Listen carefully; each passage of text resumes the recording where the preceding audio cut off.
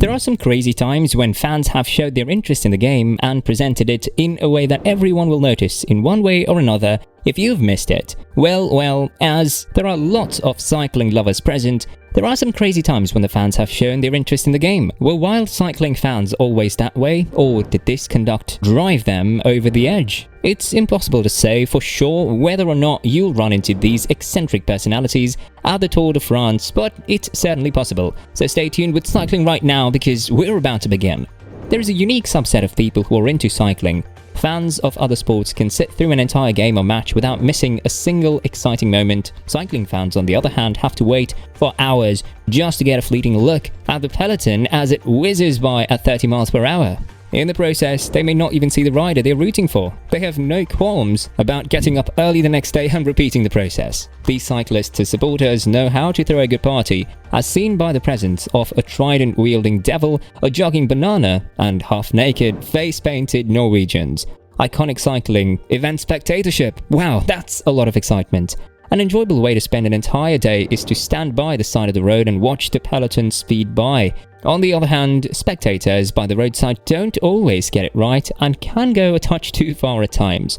This list features some of the most hilarious examples of cycling fans going completely wrong. Officer of the law at Armentières. In the last stretch of the Tour de France, do gendarmes really block the road? Yes, amazingly they actually did. There is no way that we can make light of this crash, but we have to include it in our top list. GW photographer. I can't get over the haircut when GW photo guy flopped face down in front of the racing Kent Wevelgem peloton. He caused the social media frenzy. It was a very silly choice, not nearly as foolish as the guy who decided to get an undercut and bleach highlights. Now, about that jacket. Punch Contador, the savior of Spanish cycling and the finest Grand Tour rider of his generation, Alberto Contador won the Tour de France in 2009 by defeating Lance Armstrong and Johan Bruyneel. No, Alberto Contador's best backhanded punch in a cycling race will forever be the thing for which he's most famous. Perhaps the small Spanish climber didn't find it comical when a fan disguised as a surgeon ran alongside him on Alpe d'Huez in 2011 while the race was in progress, offering a blood bag because he was losing the Tour de France to Cadel Evans. He was not the type to act in such a manner. Nowadays, one of the best parts of the sport is that a rider can randomly punch other drivers in the face without facing any consequences. Armstrong versus a youngster carrying a bag. Lance Armstrong won the Tour de France for 7 consecutive years on the strength of his doping exploits. Except for a young boy of 7 who is wearing a bright yellow mosette. The young man hasn't bought another beverage since. I agree that he shouldn't either. Chapeau. An Italian man taking a stroll. This poor sod was out enjoying the sunshine and fresh air when a bike race rudely shoved him to the curb. And then I went down the cliff. Take note of how quickly everyone comes to his aid. Or not. Gilbert faces off against the most guilty-looking dog in the world. We can all agree that dogs have no place in bike races. On the other hand, we can't just abandon our furry pals at home. It would be nice if more people took the time to secure their canine companions with leashes and collars. However, this canine size means it would have been easy to attach it to a truck and have it pulled along behind him. The dog's guilty expression when confronted by Felipe Gilbert is the best part. Gilbert probably would have sprinted a mile if the dog had shown its teeth. Number 8. The Dutch Groper. Usually these occurrences are hilarious, but this one had a more ominous undercurrent.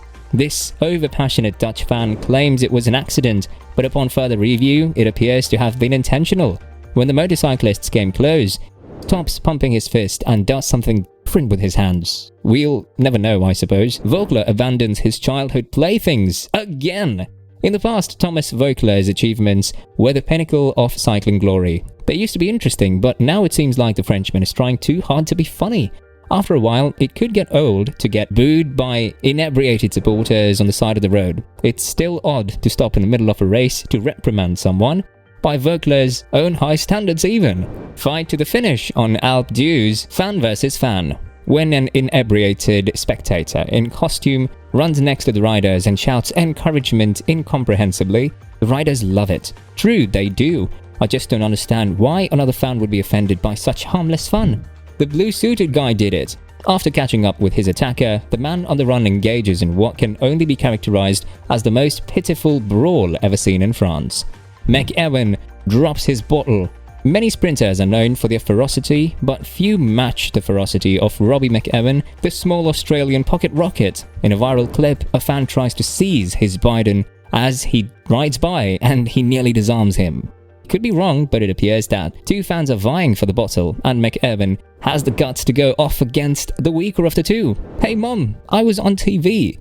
The invention of cell phones was unquestionably the best thing to happen to professional bicycle racing. The sport has been waiting a century for the invention of a technology that would allow spectators stand in the stands, ignore the riders and shoot selfies or call home to exclaim, "I'm at a bike race." Bicyclists, please appreciate the significance of this and ride courteously around supporters who are blocking the road, even the ones who are supposed to be showcasing the yellow jersey. A scandal involving an Irish selfie camera was reported on March 13th. When the Giro d'Italia came to Northern Ireland last year, a local teenager who had no idea what he was doing took a selfie with Marcel Kittel after he crashed during a bike race, and the web completely lost it. Kittel was the only rider who hadn't crashed, and it wasn't some prankster from the neighborhood. Kittel was sitting on the ground after crossing the finish line to gather his breath, while Nicolas Roche performance team rider David McCarthy cheered him on from the sidelines. After the Twitter uproar died down, McCarthy apologized, claiming it was inappropriate to take the photo. However, Marcel Kittel didn't seem too bothered by the incident. Seems like you got the message. My stacked high with dried hay. You should also keep in mind that people on the internet may be rather cruel. Superfan runs into Atapuma. In the eyes of an eccentric roadside fan, nothing beats seeing their favorite rider out on a solo break during one of the race's most difficult mountain stages. One diehard fan seized the opportunity to get close to BMC's Darwin Atapuma as he attempted to solo to a magnificent victory at the 2016 Giro d'Italia. Needless to say, the Puma superfan's day didn't go as planned in the mayhem and tight passage among the masses, as he was gently knocked off balance just as he was getting into the groove of things. The Colombian racer went down hard, landing on his face and missed the stage victory he was aiming for. And that brings us to the end of the video. Feel free to let us know what you think about this video. And if you liked it, please leave a like and subscribe to our channel for more amazing content. Thanks for watching. See you in the next one.